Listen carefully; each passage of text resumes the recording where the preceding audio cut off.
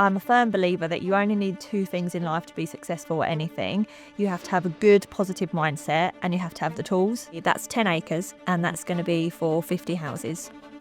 For your first deal? That's for my first one. For this one, we're going to be buying it for 1.5, and we're going to be selling for around about 3.3 million. And what uplift would that give you? That will give an uplift of 1.8 million. Wow, the first deal. Success leaves clues, and you've literally given me a map. So all I need to do is follow the map. I don't think we do a good enough job at placemaking, creating places that foster a good, healthy environment for, growth, wealth and happiness. And that whole concept of anyone can be a developer has fascinated me for 6 years. I genuinely think now we actually realised probably for the first time that it was true. Today, Rosey and I are sat with Emma, our star BuildUp member, and in 2026, one of our newest BuildUp coaches. Today, we're going to talk through the inspiration behind Emma becoming a developer and working with BuildUp with no previous experience, and how next year she's actually going to start helping other BuildUp members replicate some of the success that she's had in the past 6 months.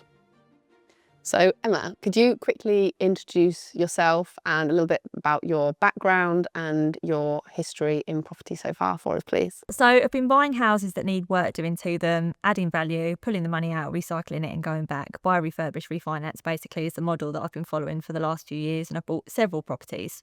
Amazing. Nice, okay. And then what was if you've done that for 5 years, Yeah. what was the inspiration to go from investor to novice developer? I think for me, I've always believed that deep down we know if we're not quite reaching our potential, there's something wrong, whether that's in a relationship or business or career. And I always knew that there was more for me. And especially this year, I had this burning feeling that I should be doing something more. So that's why I looked to see what else there is out there. And then I came across you guys. Lucky you. Okay. And what is it about development in particular? Because if you have the mindset that you're not reaching your potential, that could be in anything. Yeah. What was it, I guess, especially about development that drew you towards it? I think because I still wanted it to be to do with property. I've done different things throughout my life in different businesses, but I do like property, but I just knew what I was doing wasn't quite right. It's been a good stepping stone. And obviously going from buying one house, doing that up and selling it to getting a bit of land where you can buy 50, like that's a huge, massive step up. But of course, doing something like that is hard, but I think I like that phrase, do the hard things, your life becomes easy. Do the easy things, your life will stay hard. And it would be very easy for me to just carry on treading water, plodding along, but I wanted to do something that ultimately was going to take me a huge next step up and change my life. And I saw what you guys were doing, and I'd had a look at stories and things that you had done, Rosey, and I was really inspired. And I thought, well, if I'm feeling inspired, that's the first step. So let's learn more about it. Amazing. And because when we were at the members event that we had recently, we were all saying how we were all sat having a break and you were like pushing for an exchange on a property. So you're still there's a crossover between the investment and the current portfolio and coming into development. So what's that journey been like? What does your sort of average day look like trying to manage all of that together? So it's been quite easy actually, still being able to run my property business and join BuildUp.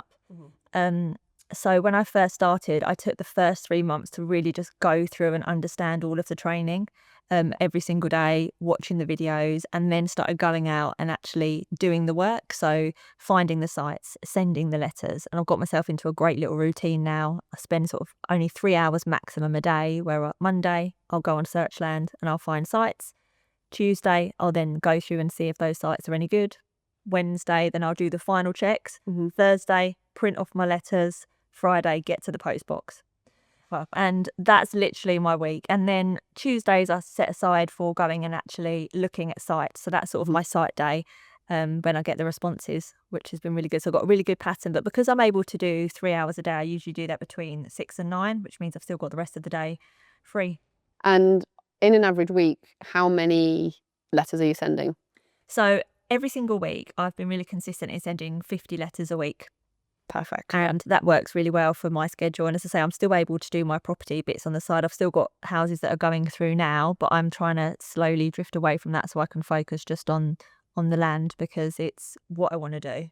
So before joining BuildUp, having this almost desire to be a developer, what were your worries or your concerns going into it, or like starting that journey to be a developer? I think when you go into anything, the biggest worry is, will this work for me?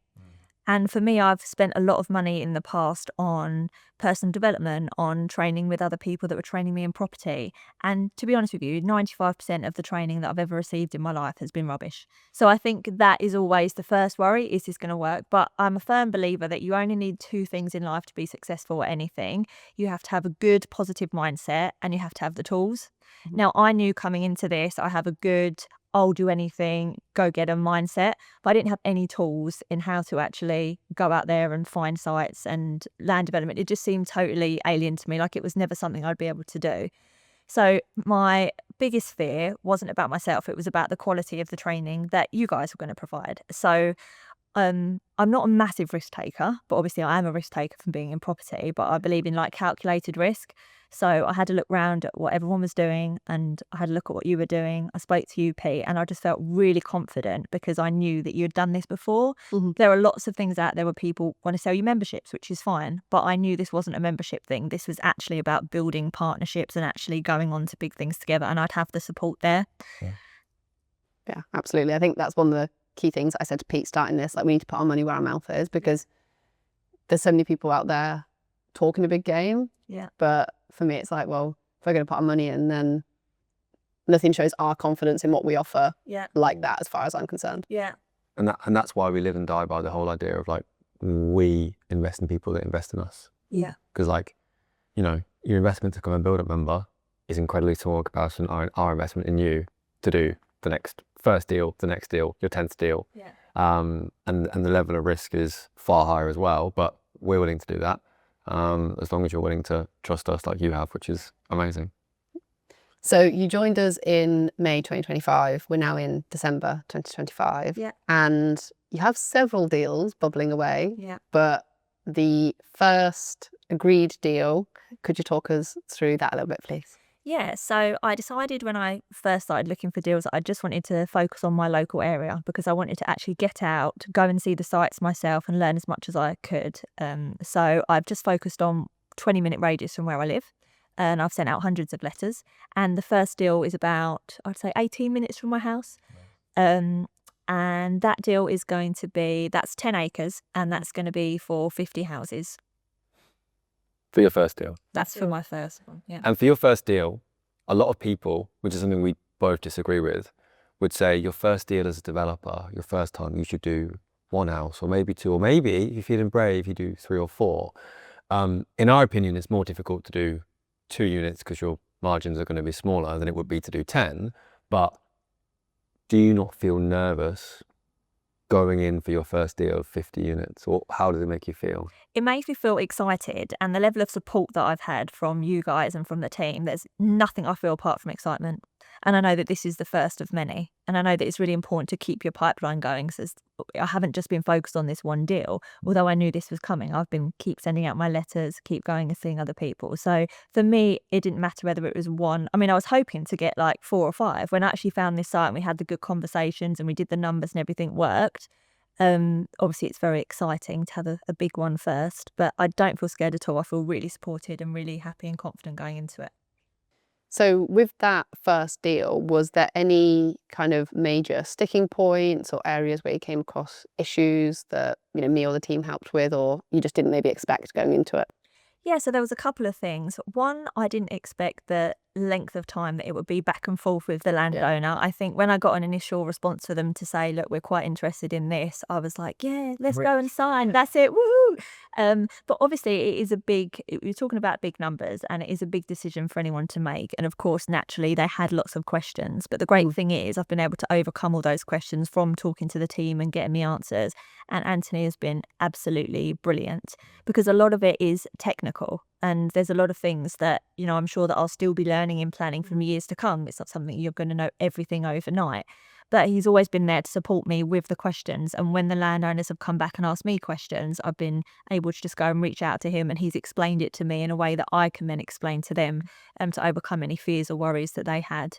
So I think obviously because this is done on an option agreement rather than just an outright sale, it was really explaining to landowners why we do that and also why it will benefit them. Because it's chain free basically. Once we've had the planning agreed, they don't have to worry about their house being in a long house sale if they were selling it through Rightmove or something like that, and then people pulling out and then they lose a house. They know that once we've got the planning, they can just go ahead and find their new property that they want to move to. So learning to see from the seller's point of view of the land and talking through Anthony all the reasons why we have certain things in the option agreement and how it actually benefits them. And it's been good for me learning because I'd never heard of option agreements. I'd heard of them sometimes in property, but they're not really used that often. So yeah, we're having a real good understanding of what that means and how it can benefit everyone. Yeah, absolutely. Because I think a lot of people don't realise we are approaching landowners, as we say, off market. Yeah. So they're not for sale on Rightmove. Yeah. They're not for sale. Well, they're not necessarily even for Yeah. sale. So you're approaching someone that wasn't thinking about selling, maybe hadn't even thought about selling, and saying, do you want to sell? To convert them all the way through to a signed contract can take quite a long time. Even if they quite quickly say, yeah, we want to do it, Yeah. they can then have all of these questions, and each landowner is going to throw different questions at you. And over time, you've just got to sort of, learn almost the arsenal of answers Yeah. to go back with. It's not, I don't know if every class it is almost an objection handle, but to give them the comfort to explain why we might do something, or the logic to ultimately get that from we want to do the deal Yeah. to a signed contract, because that can take weeks if not months in the development space. Yeah, so I feel a lot more confident now going into conversations with landowners about the option agreement. And yeah, Anthony's been amazing. So he probably hates me when my name pops up and I've got one more question, but he's always been there, and yeah, he's been absolutely incredible in the whole situation. Yeah, he's brilliant. No, yeah. We couldn't do this without Anthony. A lot of the scale we wanted to do it at, Yeah. we couldn't do without Anthony. Yeah, and well, the whole fulfillment team as well. Obviously, it's ever growing, but to run and manage all of these sites, which hopefully, like I say, you're working on how many sites at the minute? 10 in total. Yeah, you're working on 10. Obviously, you've got other BuildUp students as well. The fulfillment team is obviously crucial to what we do to support all of you in getting these deals across the line and through planning and then sold and delivered however it is that you want to deliver them. For you on the 50 unit scheme, what's the exit strategy? What's the plan at the minute? So the plan for this one is going to be get the planning and then sell it on. Okay. And then ever have any intention of building out? I think once I've got maybe 10 deals, so that'll be in the next 18 months. I think I definitely would like to build out in the next couple of years. I want to get really confident and competent in getting to the planning stages and selling with planning, and then I would love to do building out in a couple of years. So on this first deal, just sort of broadly talk us through the kind of the numbers in the deal. Yeah, so for this one, we're going to be buying it for 1.5 and we're going to be selling for around about 3.3 million.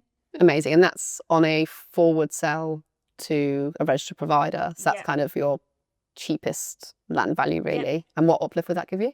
That will give an uplift of 1.8 million. Not bad for the first deal. But obviously not all deals are like that, and I often say this, like some are amazing, they're multi-seven figures, some of them aren't as much. You're working on another deal for 7 units, aren't you, at the minute? Yeah, so that's another deal that we've got the offer out to the landowner that's going well, and yeah, that'll be for 7 units. Yeah, I think that one, I think we're looking at a 6-figure uplift of about £300,000 on that one. Yeah, that's correct, yeah. Which in comparison seems small, dare I say, but that's for me the beauty of planning uplifts, is it could be 100,000, it could be all the way through to a couple of million. And the key thing is, we were speaking about this off camera earlier, having that pipeline of multiple opportunities bubbling away. One, so that you've got obviously hopefully a lot of profit in the pipeline, but two, for me, I always say the emotional impact of that, because if you just have one deal, you're clinging onto it and you're begging them and everything, versus when you've got multiple, you can remain a bit more kind of objective. And you've probably experienced this in your kind of investment journey as well. Can you talk us through that a little bit, kind of how you manage your emotions and expectations and how a pipeline helps with that? I think it's important because you never know what's going to happen. So if you put all of your emphasis and all of your energy into one deal and then something happens and it goes wrong, it can be really devastating. But it's just like in any sort of sales process, isn't it? You have to keep filling the pipeline and just wait for them to drop in. And it's always going to be a numbers game, even starting from how many letters you send. keep going, keep going, keep going. And I always think if you work hard and you do the things that you're meant to do and you have a good mindset, the deals are going to come.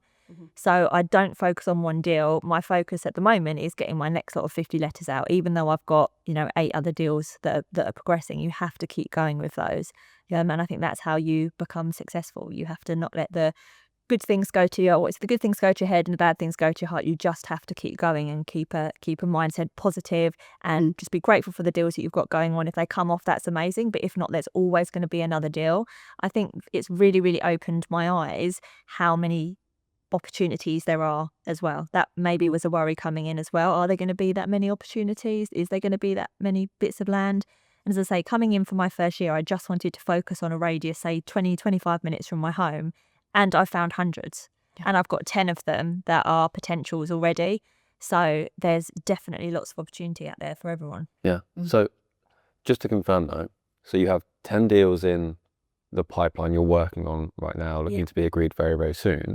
And you're still sending 50 letters a week. I'm still sending 50 letters a week, every week, because that was a promise that I made to myself, and that's what I'm going to keep doing. I mean, we always say what we do is simple, but it's not easy. Yeah. And for me, what you're doing there is it's exactly that. It's a process that we follow, and if you follow that process, the results will come. It's a numbers game. If you do 50 week in, week out, there will be responses, sometimes more, sometimes less, but there will be responses that have the opportunity to go through to deals. And the fact that you're just putting such consistency into it is exactly why, in a matter of months, you're already actively working on 10 deals with probably another 30 to come in the next couple of months. And we couldn't be more proud or impressed with your work. Success leaves clues, and you've literally given me a map. So all I need to do is follow the map. Yeah. But I mean, that's the mindset that you have and you carry for that exact reason of you have 10 deals and, let's be conservative and say in that is £3 million worth of profit that's there. So 95% of people would sit on that and say, I've done the work now ultimately, and would take things going wrong and everything like that. Whereas you have, I'm not going to say the motivation, because I'd say the discipline to keep on going and know that if you keep going, you're going to get the outcome that you want. That is a massive reason behind why the idea of us working more closely together was such an appealing one when it almost came up and the idea was sort of floated, because you are testament to any or every BuildUp member who wants to do this, who can do it from no qualifications, do it from no experience in actually doing it, from a standing start, that it can be done. And that's, success breeds success. And that's what we want. But we want to do deals. That's what we want other BuildUp members to do. So that, I guess, would lead us quite nicely on to the next question, which would be going into next year, into 2026, you are going to be working with us ultimately and going to be part of the BuildUp team as a coach. So, I mean, can you talk through a little bit about what your role is going to be, who you're going to help, and what you're looking forward to the most? Well, first of all, I want to say I'm really grateful for being offered the role. That is just such a lovely thing that you've done that. I am going to be the performance and accountability coach for BuildUp, which I'm so excited about. And I'm going to be helping people get to the next level. Now, you provide all the amazing coaching that we need, but sometimes people just need a bit of a hand holding or a bit of a accountability, or to make them actually make sure they're doing what they say they're going to do. So I'm going to be there to help people get to the next stage and to teach them ways that they can be disciplined. When you're in a job 9 to 5 and you've got a boss looking over and you telling you what to do, it's very easy. But when you're doing it yourself, especially some people have probably never done anything on their own before, it can be really easy, I think, to slip into, if you have a bad week when no one responds to a letter, to think, I'm not going to bother next week. But you've got to keep going. I mean, my first 3 weeks when I sent out letters, I remember sending my first load of letters and I sat there and I waited. Nobody rang. Did another load, nobody rang. And I was thinking, Rosey, come on, I want to be a millionaire by now. It's week 2. And nothing happened. And then on the 3rd week, I had 5 calls and I was so excited. And it is consistency, and I'm going to be there to help others and share my story. And it's literally, all you need to do is have the mindset, do the work. And that is the 2 things you'll need to succeed. And I think this is such an amazing opportunity that you're giving people that I'm very grateful for. So I want to share and help other people as well, because there's loads of land out there. There's loads of opportunities out there. You've got the tools. What a shame to not to not take the opportunity, because this is life-changing. This is life-changing money. You're around amazing people. The community that we have in school is fantastic. And who you surround yourself with ultimately is really, really important. If you're trying to do this on your own and you haven't got anyone around you that's got big aspirations, it can be difficult. So the fact that we have a community and people are going to have me to speak with, hopefully we can help motivate them and get us all 10 deals a year. Yeah, That's the dream. that's the dream. But like I said, the reason that I think you will be so good at it is, like I said, because you are like a beacon of hope to a lot of these people who are going through the exact same thing as you, have access to all the same things, and ultimately you've got the result that so many of them haven't yet. And I think that showing that it can be done is so good. And one of the things that we live by now, which we sort of said for maybe the best part of a year now, that only firmly believe, I guess, coming into 2026, is that with BuildUp, anybody can be a developer, which has never ever been the case in any of our lifetimes. And it's something we're immensely proud of. But from you, as someone with no development experience, or, you know, speaking to anyone who may watch this who doesn't have that as a dream of doing it, is that now something that you probably believe as well? 100%. And I shared this with you earlier, Pete. Someone was asking me the other day what qualifications I've got.